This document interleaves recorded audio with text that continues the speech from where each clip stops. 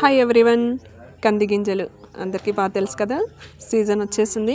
మంచు కాలంలో బాగా పండుతాయి. చాలా హెల్తీ, కొలెస్ట్రాల్ కంటెంట్ చాలా తక్కువగా ఉంటుంది. ఆరోగ్యానికి కూడా చాలా మంచిదన్నమాట. Protein food. కంది గింజలతో పులుసు ఎలా పెట్టుకోవాలో ఈరోజు మనం మన వీడియోలో చూసేద్దాం. చూడండి, ఇలా గింజలు ఉంటాయన్నమాట. అన్నిటినీ ఒలుచుకొని ఒక పాత్రలోకి తీసేసుకోవాలి. చాలా హెల్తీ రెసిపీ అండి. ఖచ్చితంగా సీజన్లో దొరికినప్పుడు పచ్చివి చేసేసుకోండి. ఒకసారి ఇలా గింజలన్నిటినీ తీసేసి పెట్టుకోవాలి. ఇందులోకి ఒక ఆలు అంటే పొటాటో కూడా ఒకటి వేసుకుంటే చాలా బాగుంటుంది. మరీ ఎక్కువ వేసుకోవాల్సిన అవసరం లేదు.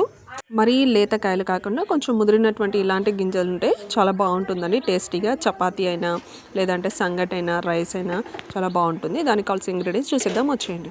కొన్ని వేయించి పెట్టుకున్నటువంటి పల్లీలు, టమోటా, ఆనియన్, పసుపు, ధనియాల పొడి, దాంతోపాటు చిల్లీ పౌడరు ఇవన్నీ వేసుకొని మిక్సీ జార్ పట్టించుకోవాలి. తర్వాత చూడండి, ఇక్కడ మిక్సీ జార్ అనేది పట్టించుకునేసేయాలి మొత్తం కూడా. చాలా బాగుంటుంది. ఇంకా తిరగవాత ఎలా పెట్టుకోవాలో చూసేద్దాం, వచ్చేయండి. దానికోసం కొద్దిగా టమాటో, కొంచెం ఆనియన్, కరివేపాకు, కొత్తిమీర ఉంటే సరిపోతుంది అనమాట. ఫస్ట్ మనము కుక్కర్ పెట్టుకొని ఆయిల్ వేసుకోవాలి.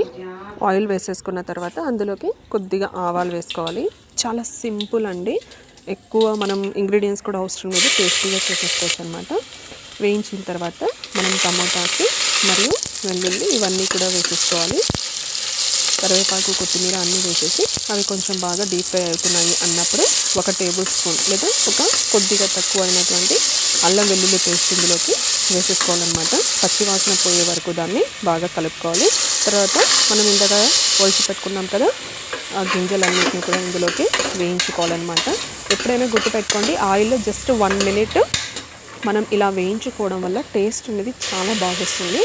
ఆ తర్వాత మనం ఇందాక మిక్సీ జార్ పట్టించి పెట్టుకున్నాం కదా మసాలా, ఆ మొత్తాన్ని కూడా ఇందులో వేసి ఇంకొక 1 మినిట్ అండి అలాగే మనము వేయించుకోవాలన్నమాట. అది కూడా పచ్చివాసన పోయే వరకు పొడి మొత్తం కూడా.